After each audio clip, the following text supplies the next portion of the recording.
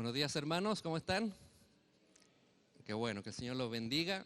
El pastor me invitó a compartir el mensaje de la palabra, así que espero que podamos sacar provecho de esto, que el Espíritu Santo nos esté guiando, nos esté hablando en nuestros corazones. Y esta temporada verano, enero, febrero, estamos viendo temas esenciales con respecto al cristianismo, que son, como dice el nombre, esencial para uno que es cristiano, esencial para quien quiere vivir la vida cristiana como corresponde.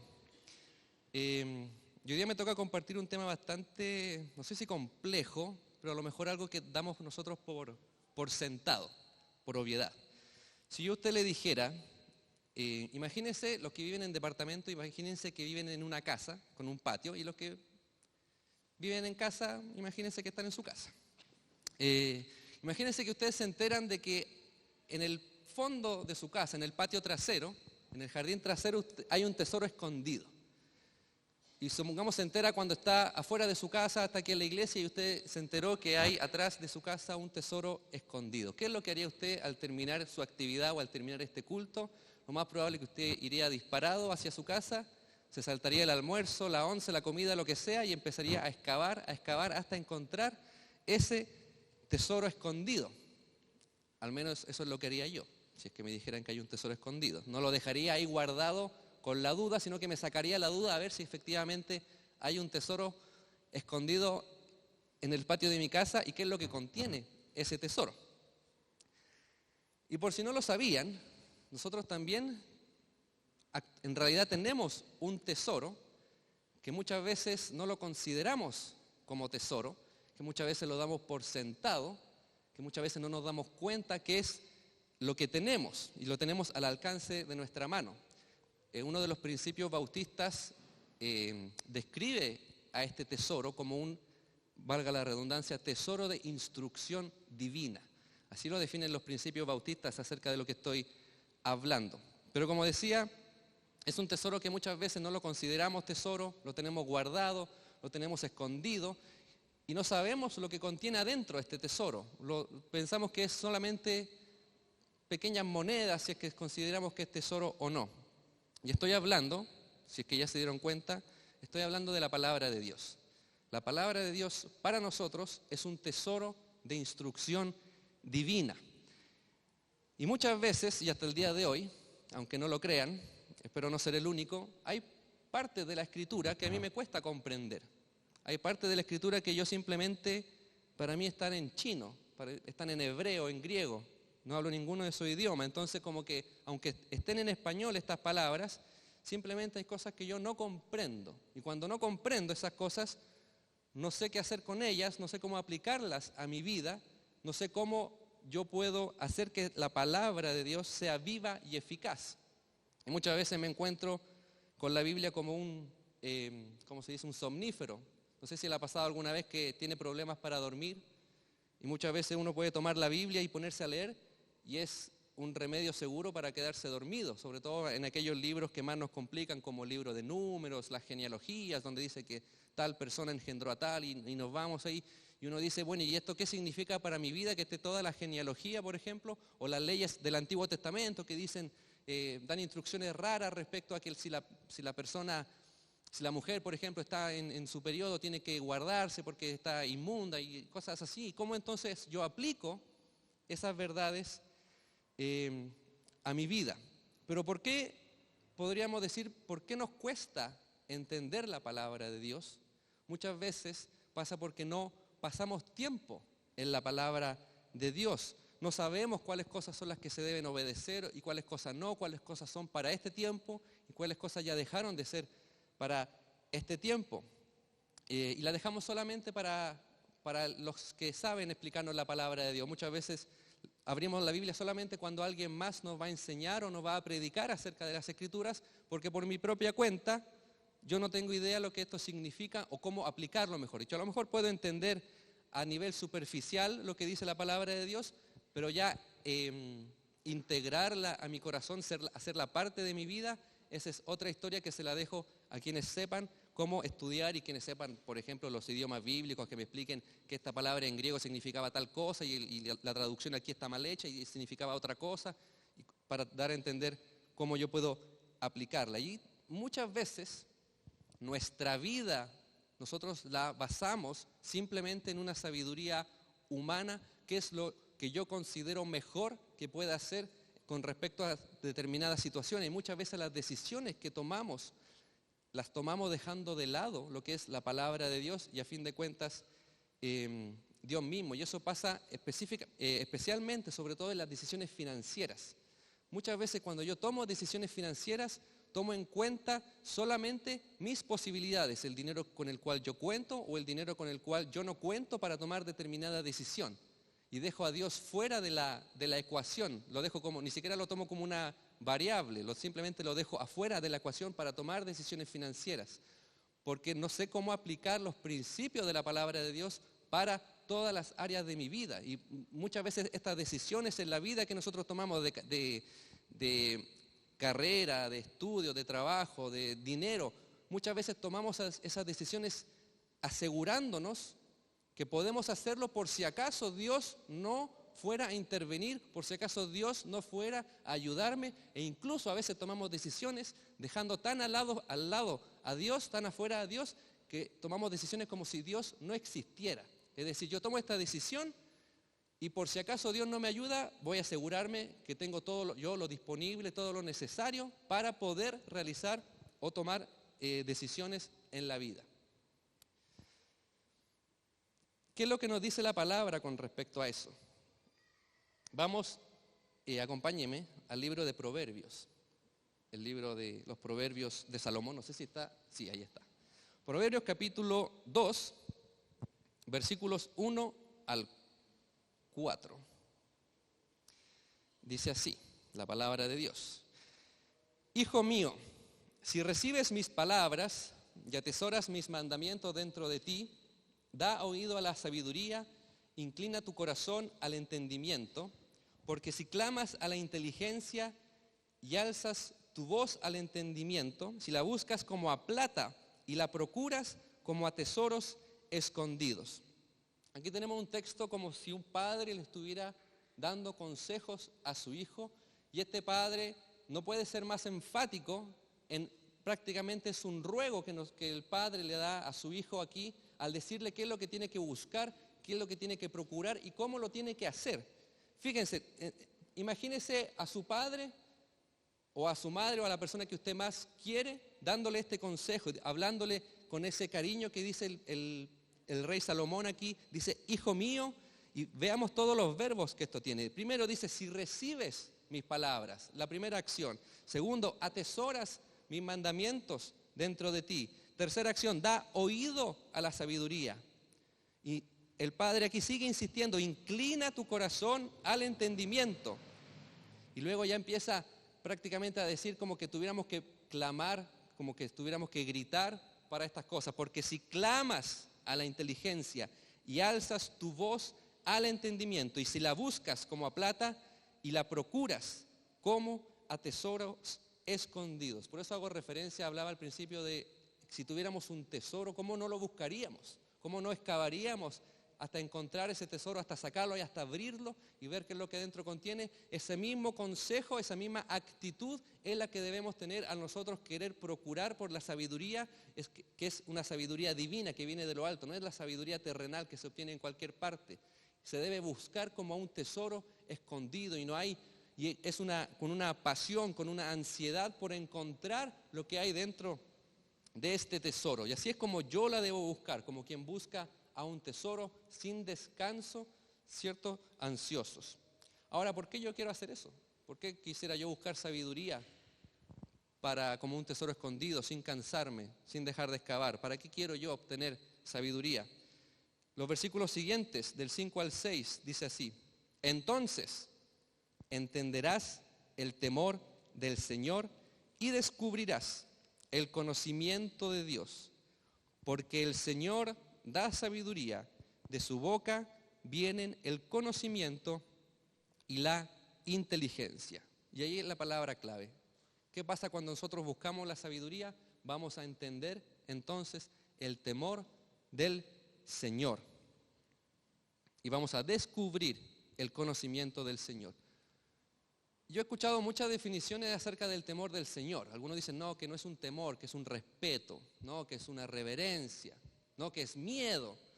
Y damos muchas definiciones y a veces tratamos de definirlo por nuestras propias cuentas. Decimos a veces, no, acerquémonos al Señor con un temor reverente y como que le agregamos adjetivos al temor del Señor para poder tratar de entender específicamente qué es lo que es el temor del Señor. Y podría ponerme a hablar de qué es lo que dice el griego original o el griego o el hebreo original, cosas así para poder definir, pero quedémonos con lo que nos dice la traducción, que es una traducción que está bien hecha, ¿ya? Que es efectivamente lo que dice ahí, es el temor del Señor, es un, no quiero decir miedo, porque no dice eso, pero dice temor, es como cuando usted, siempre lo pongo, por ejemplo, cuando yo voy manejando en la calle y a mí me detiene un carabinero, en especial aquí en Chile. Aunque yo ande con todos los documentos al día, yo no estoy cometiendo ningún delito, cada vez que a mí me detiene un carabinero, como que a mí me corre una gota fría por la espalda. Dije, ¿qué estoy haciendo mal que me tuvieron que detener? Y a veces no estoy haciendo nada mal, simplemente hacen un pequeño control, ¿cierto?, de documentos, cosas así, etcétera. Pero es ese temor que yo tengo ante la autoridad, de que tengo que hacer las cosas bien, porque si yo hago las cosas mal, me voy a llevar una infracción, ¿cierto? Y eso me va a costar, va a tener un costo. En el caso, obviamente estoy poniendo un caso a lo mejor un poco absurdo, pero más aún hay un temor cuando yo amo a una persona. Y los que están casados a lo mejor van a entender, yo no estoy casado, pero una vez le pregunté al pastor Andrés si amaba a su esposa, él me dijo obviamente que sí. Y si su esposa se enojaba con él, y él me dijo, generalmente se enoja conmigo. Entonces lo que hacía el pastor Andrés es, por todos los medios, tratar obviamente de no enojar a su esposa, porque si la hacía enojar, obviamente tenía que enfrentarse a la furia de su esposa. Entonces, en ese temor que nace a causa del amor, es que el pastor Andrés, trata por todos los medios de amar a su esposa al no hacerla enojar. Y tratar de explicar el temor del Señor es mucho más largo, no es el punto esencial de la predicación, pero ese temor viene cuando yo empiezo a adquirir sabiduría, porque el principio de la sabiduría es el temor a Jehová. Es el punto de inicio, el punto de partida. Si yo no tengo sabiduría, difícilmente voy a temer al Señor.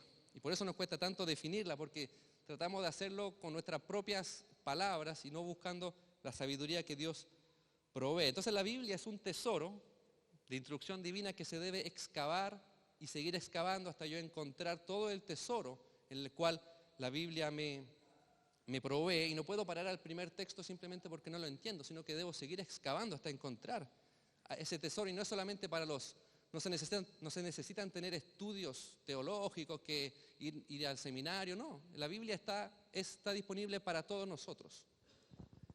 ¿Ya?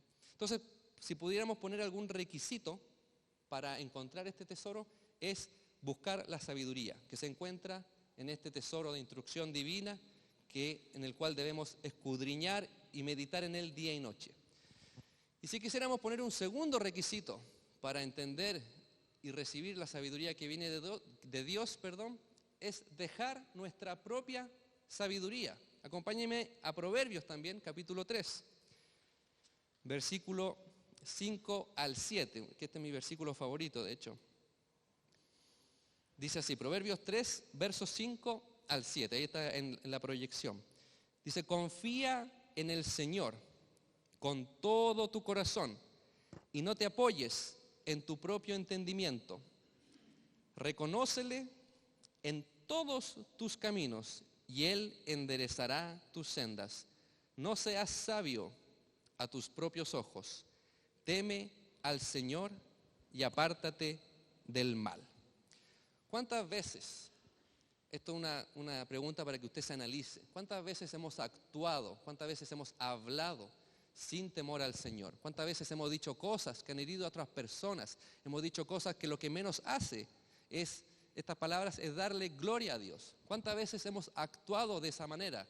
Yo creo que aquí, espero no ser el único, alguna vez todos hemos actuado de esa forma, y cuando nosotros actuamos sin el temor del Señor, estamos actuando sin sabiduría, estamos siendo necios en nuestro actuar, estamos siendo sabios a nuestros propios ojos y no ante los ojos del Señor. Estamos confiando en nuestro propio entendimiento. Y la palabra del Señor aquí me indica que yo debo confiar en el Señor con todo mi corazón y no en mi entendimiento. Toda la sabiduría humana, la filosofía, todas las ideas, lo que aparezca en el ser humano, los libros que se han escrito, son todas sabidurías humanas que no se comparan a la sabiduría divina. Y muchas veces le hacemos más caso a la sabiduría terrenal que a la sabiduría de Dios.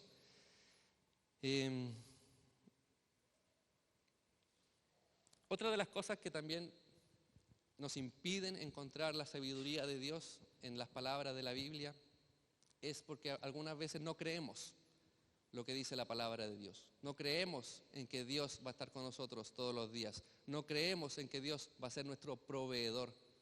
No incluimos, como dije al principio, no incluimos a Dios en nuestras decisiones.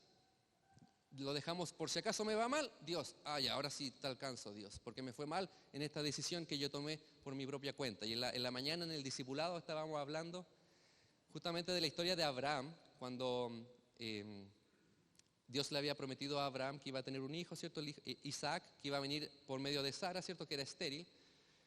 Y Sara, siendo estéril, le dice a Abraham, mira, ¿por qué no ayudamos un poquito a Dios y yo te entrego a mi sierva Agar y tienes un hijo con ella? Que en ese tiempo culturalmente era aceptado que una persona que era estéril entregara a su siervo o a alguien de la casa para procrear y contarlo como heredero legítimo. Entonces, en este caso, Sara se adelanta a los planes de Dios porque, y de hecho ella se excusa, le dice a Abraham, mira, a mí el Señor me hizo estéril, así que no puedo darte un hijo, pero te entrego a Agar para que tengas un hijo con ella. Y ahí viene toda una seguidilla de consecuencias a causa de actuar con sabiduría humana y no en confiar en lo que el Señor le había entregado. De ahí, de ese apresuramiento, nace Ismael, que significa Dios escucha mis oraciones o Dios oye. Y bueno, Dios restaura todos esos errores. Dios de Ismael hace una nación también. Dios le promete a Ismael que iba a ser padre de una nación y restaura ese error, porque Dios se especializa en arreglar nuestros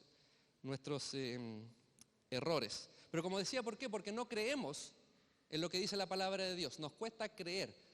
Había un pastor que se llamaba Adrian Rogers, no sé si alguno alguna vez lo escucharon, que tenía un programa que se llamaba El amor que vale, que lo traducía otra persona, me acuerdo. Entonces, el pastor Adrian Rogers estaba hablando, me acuerdo, me quedó bien clara, bien grabada esta predicación, estaba hablando del diezmo. Entonces, estaba leyendo el profeta Malaquías que decía, traed todos los diezmos al alfolí y pónganme a prueba, decía, que si yo no voy a abrir acaso las ventanas de los cielos para que derrame bendición sobre ustedes hasta que sobreabunde. Entonces el pastor Adrian Rogers decía, hay una sola razón por la que usted no diezma, decía, porque lo que dice la palabra de Dios, usted no lo cree. Y decía, y no hay otra razón, no es que le falte dinero, no es que tenga problemas financieros o lo que sea, sino que la única razón por la que usted no diezma es porque la promesa que Dios da aquí en Malaquías, hablaba él, usted no la cree, porque si la creyéramos, todos los meses, al momento que nosotros recibiéramos dinero, inmediatamente lo primero que haríamos sería entregar el diezmo, creyendo que Dios va a abrir las ventanas de los cielos. Pero como no lo creemos, no lo hacemos. Entonces hay una doble consecuencia, por así decirlo. Una cosa es que no entendemos lo que dicen las Escrituras y otra cosa es que no creemos lo que dicen las Escrituras. Ahora, estamos hablando de la sabiduría y que debemos buscarla como un tesoro escondido. Ahora, la pregunta es, ¿qué es la sabiduría? ¿Cómo nosotros podemos definir la sabiduría? ¿Como un concepto, como la aplicación del conocimiento, el tomar las verdades bíblicas y aplicarlas a mi vida? ¿Cómo definimos la sabiduría? La sabiduría, si bien tiene una definición, la sabiduría es más que una definición, la sabiduría es más que un concepto, y la sabiduría es más que una mera palabra con un significado. Según la Biblia, la sabiduría es una persona, y esa persona es Jesucristo. Acompáñeme a 1 Corintios, que es donde el apóstol Pablo nos ilumina en este sentido acerca de la sabiduría y de dónde encontramos nosotros esa sabiduría. Primera de Corintios 1:24 dice así: mas para los llamados tanto judíos como griegos, Cristo, fíjense lo que dice aquí, Cristo es poder de Dios y sabiduría de Dios. La sabiduría no es un concepto, la sabiduría es una persona, y esa persona es Jesús. Pero esto no termina aquí, de hecho esto se pone mucho mejor todavía. Acompáñenme a Colosenses, cuando Pablo empieza a profundizar más todavía con respecto a la persona de Jesús. Colosenses capítulo 2, versículo 3, dice, hablando de Cristo, en quien están escondidos todos los tesoros de la sabiduría y del conocimiento. Lo repito, en quien están escondidos todos los tesoros de la sabiduría y del conocimiento. Y según Salomón en el libro de Proverbios, ¿qué es lo que tenemos que hacer con la sabiduría? Tenemos que excavarla, tenemos que procurarla como a un tesoro escondido. Yo no sé si Pablo tenía en mente el versículo de Proverbios que decía que debemos procurar la sabiduría como tesoros escondidos, pero ciertamente Dios sí tenía en mente que aquí hay una directa relación entre la búsqueda de la sabiduría y dónde se encuentra esa sabiduría y cómo se busca esa sabiduría. Usted quiere sabiduría, búsquela como a tesoros escondidos. ¿Dónde se encuentra ese tesoro escondido? Única y exclusivamente en Jesús. Es ahí donde se encuentra esta sabiduría. Proverbios 2:6, volvamos al texto que estábamos leyendo al principio.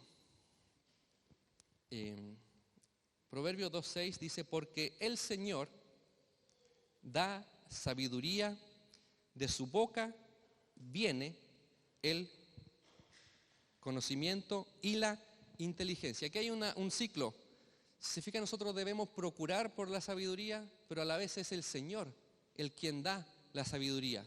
Y de Él procede el conocimiento y la inteligencia. Es como un ciclo, efectivamente. Yo busco la sabiduría y a la vez obtengo la sabiduría porque Dios, en su infinita gracia, me entrega esta sabiduría. Y el regalo de la sabiduría se encuentra aquí. Y yo sé que a lo mejor es un poco complejo porque habíamos dicho que es Jesús la sabiduría. Pero la Biblia, y Jesús mismo lo dijo, apuntan a Jesús mismo. Les dijo a los fariseos, ustedes buscan en la palabra de Dios, en las Escrituras, creyendo que ahí van a tener vida eterna, pero las Escrituras apuntan a mí. Y toda la palabra de Dios, que es nuestro tesoro de instrucción divina, de sabiduría, apunta a la sabiduría encarnada, que es Jesucristo. Mi relación entonces con la Biblia, mi relación con las Escrituras, va a reflejar cuál es mi relación con Dios. Como yo trate las Escrituras, va a ser como yo voy a estar teniendo mi relación con Dios. Vamos entonces, continuemos. Acompáñame a Proverbios, capítulo 3, nuevamente. Saltémonos un capítulo. Dice así, Proverbios 3:13.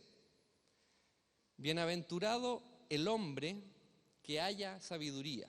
O podríamos decir, bienaventurado el hombre que haya a Jesús. Bendecido el hombre que haya a Jesús. Bienaventurado el hombre que haya sabiduría y el hombre que adquiere entendimiento, porque su ganancia es mejor que la ganancia de la plata y sus utilidades mejor que el oro fino. Es más preciosa que las joyas y nada de lo que desea se compara con ella. Larga vida hay en su mano derecha, en su mano izquierda riquezas y honra. Sus caminos son caminos agradables y todas sus sendas paz. Es árbol de vida para los que de ella echan mano y felices son los que la abrazan. ¿Se fijan todos los beneficios que tiene el hallar sabiduría, el hallar a Jesús? Ahora, ¿qué es esta sabiduría o qué hace Dios con esta sabiduría? Siga leyendo conmigo el verso 19. Voy a leer un texto un poco largo, pero no tengo mejores palabras para explicarlo que con la palabra de Dios. Dice, con sabiduría fundó el Señor la tierra, con inteligencia estableció los cielos, con su conocimiento los abismos fueron divididos y los cielos destilan rocío. Hijo mío, no se aparten estas cosas de tus ojos, guarda la prudencia y la discreción, y serán vida para tu alma y adorno para tu cuello. Entonces andarás con seguridad por tu camino, y no tropezará tu pie. Cuando te acuestes no tendrás temor. Sí, te acostarás y será dulce tu sueño. No temerás el pavor repentino ni el ataque de los impíos cuando venga, porque el Señor será tu confianza. Amén. Es esta sabiduría divina en la que nosotros podemos tener acceso. Y esa es una sabiduría que se procura como un tesoro escondido. Y se halla en Jesús, donde están escondidos todos los tesoros de la sabiduría y del conocimiento. La sabiduría es Jesús. Ahí es donde nosotros hallamos la verdadera sabiduría. No la sabiduría humana que nos dice, usted tiene que hacer esto o esto otro. O la filosofía que con todas estas teorías que hay de cómo debemos hacer las cosas. Pidámosle sabiduría a Dios, como dice Santiago. Si a usted le falta sabiduría, ¿qué dice Santiago? Pídasela a Dios, que Él da, dice generosamente. Señor, no entiendo tu palabra, dame entendimiento para que se haga viva y eficaz en mi vida, para que yo pueda aplicar estos principios a mí. Salomón, ¿qué fue lo que pidió al Señor cuando el Señor le dijo, pide lo que quieras? Y Salomón dijo, quiero sabiduría. Como pediste sabiduría y no riquezas, te entrego toda la sabiduría y no va a haber nadie más sabio que tú en el mundo. Y aparte de eso también te voy a entregar las riquezas que no me pediste, te las voy a entregar igual. Y la gente de todo el mundo, decía, el mundo conocido en ese tiempo, iba a hablar con el rey Salomón, pedía audiencia para pedir consejo y para escuchar su sabiduría. Ojalá eso fuera así en la iglesia, que la gente de afuera viniera a la iglesia a pedir sabiduría y consejo, y no fuera, no sé, a la filosofía terrenal, a los políticos. Así como la gente iba a ver a Salomón para escuchar, para pedir consejo, ojalá fuera así con nosotros en la iglesia, que la gente viniera aquí a la iglesia para pedir consejo, porque se daría cuenta de que esta es una sabiduría divina, no es una sabiduría terrenal. Nuestra relación con la Biblia va a reflejar entonces nuestra relación con Dios, y nuestra relación con Dios indefectiblemente se va a reflejar en cómo yo vivo mi vida, cómo tomo las decisiones, cómo pienso, cómo actúo, cómo hablo con los demás, cómo me comporto en el trabajo, en la casa, con los vecinos, en la iglesia. Todo eso va a indicar cuál es la relación que yo tengo con Dios, que viene de cuál es la relación también que yo tengo con la palabra de Dios. ¿De dónde sacamos nosotros qué es lo que Jesús hizo, qué es lo que Jesús dijo? ¿De la palabra de Dios? No hay otra parte donde yo pueda saber acerca de Jesús o acerca de Dios esas cosas.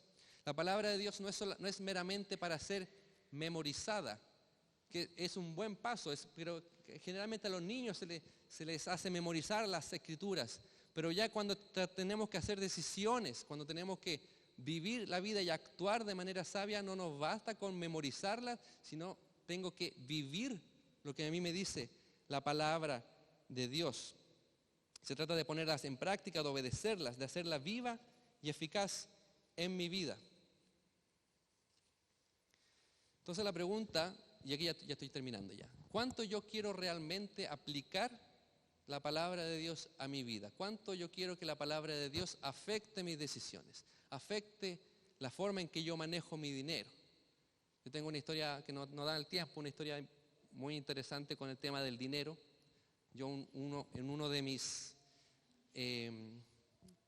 yo me tuve que declarar en quiebra una vez, hace bastantes años ya, a causa de mi mal manejo respecto al dinero, porque no apliqué los principios de mayordomía y finanzas. Por eso es testimonio para otra vez. El Señor, obviamente ya aprendí la lección, el Señor restauró mis finanzas y ahora puedo disfrutar, ¿cierto?, de la provisión del Señor. Entonces, ¿cuánto realmente yo quiero aplicar la palabra de Dios, la sabiduría divina y no la sabiduría terrenal a mi vida?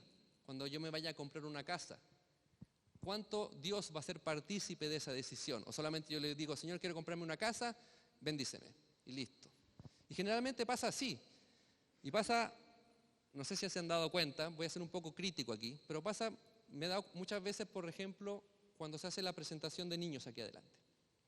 No siempre, pero generalmente pasa que la familia que quiere presentar a un niño viene un par de domingos antes, habla con el pastor, se presenta el niño en ese domingo, y después esa familia no viene más, desaparecen. Señor, bendice mi vida, pero yo voy a manejar mi vida como a mí se me dé la gana. Pero por favor, protégeme de todas las decisiones que yo tome. Pero no te metas en mis decisiones, solamente necesito tu protección. Pero no, es al revés. Todas las decisiones tienen que incluir la sabiduría divina. Mis decisiones van a ser muchas veces desacertadas, van a ser erróneas, me voy a equivocar, soy carnal. Y por mucho que yo tenga una opinión y una educación, ¿no? Que esto tiene que hacerse así, que va, eso no es nada comparado a la sabiduría divina. Termino con este desafío, porque me dijeron que tenía que terminar con un desafío. ¿Cuán cristiano, y es una pregunta, cuán cristiano realmente yo quiero ser? ¿Cuán cristiano realmente yo quiero ser? ¿Solamente los domingos, cuando vengo a la iglesia? Que el Señor me bendiga y yo en la semana tomo mis propias decisiones, pero viene el domingo, así que el Señor tiene que tomar en cuenta que viene el día domingo para que después me bendiga los demás días de la semana. ¿Cuán cristiano realmente yo quiero ser? Oremos. Gracias, Señor, por este tiempo. Gracias, Señor, porque tú nos dejaste un tesoro que tiene sabiduría que viene de lo alto.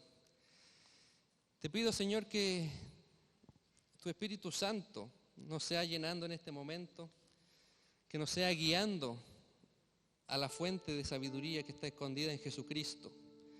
Aquellos que queramos sabiduría, que sepamos que tenemos que tener nuestros ojos en Cristo. Aviva en nosotros una pasión por buscarte, aviva en nosotros un fuego por seguirte, por conocerte, porque cada cosa que digamos, que hagamos en cualquier área de nuestra vida, en nuestro trabajo, con nuestros vecinos, en la iglesia e incluso en la soledad, Dios, que todo sea dicho, sea hecho con temor tuyo y con sabiduría que solamente proviene de lo alto.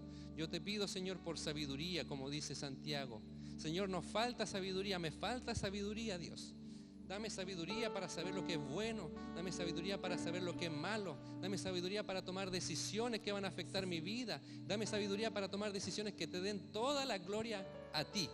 Señor, que todo lo que yo diga se le dé gloria a tu nombre, que todas mis palabras sean de bendición y no de maldición, que todas mis palabras sean palabras sabias, que todas mis decisiones financieras, de familia, de carrera, de trabajo, de cualquier cosa, Señor, que sean guiadas por la sabiduría de lo alto. Cualquier sabiduría terrenal, Señor, yo te pido que tú nos guíes realmente a la sabiduría que proviene de Jesucristo, donde tú escondiste todos estos tesoros. Que no nos cansemos nunca de estudiar tu palabra, de meditar en tu palabra. Que no nos cansemos nunca de cavar, de procurar por ese tesoro escondido que tú nos dejaste hasta que encontrarlo y poder hacer, Señor, bienaventurado el hombre que haya sabiduría, tú nos prometiste en tu palabra.